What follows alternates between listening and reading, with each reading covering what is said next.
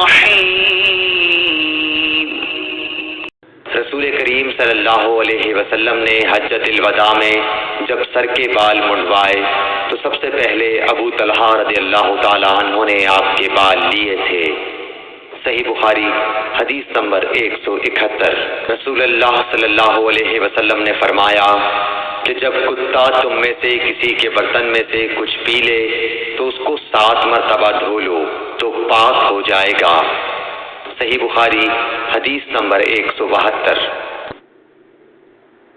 رسول کریم صلی اللہ علیہ وسلم نے فرمایا کہ ایک شخص نے ایک کتے کو دیکھا جو پیاس کی وجہ سے گیلی مٹی کھا رہا تھا تو اس شخص نے اپنا موزہ لیا اور اس سے پانی بھر کر پلانے لگا حتیٰ کہ اس کو خوب سیراب کر دیا.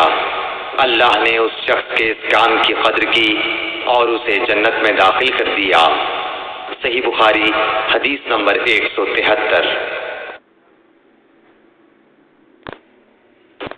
عدی بن حاتم کہتے ہیں کہ میں نے رسول اللہ صلی اللہ علیہ وسلم سے کتے کے شکار کے متعلق دریافت کیا تو آپ صلی اللہ علیہ وسلم نے فرمایا کہ جب تو اپنے سدھائے ہوئے کتے کو چھوڑے اور وہ شکار کر لے تو تو اس شکار کو کھا، اور اگر وہ کتا اس شکار میں سے خود کچھ کھا لے تو تو اس کو نہ کھائیو، کیونکہ اب اس نے شکار اپنے لیے پکڑا ہے.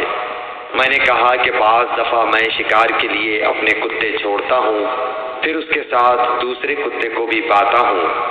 آپ صلی اللہ علیہ وسلم نے فرمایا پھر مت کھا، کیونکہ تم نے بسم اللہ اپنے کتے پر پڑھی تھی، دوسرے کتے پر نہیں پڑھی. صحیح بخاری حدیث نمبر 175.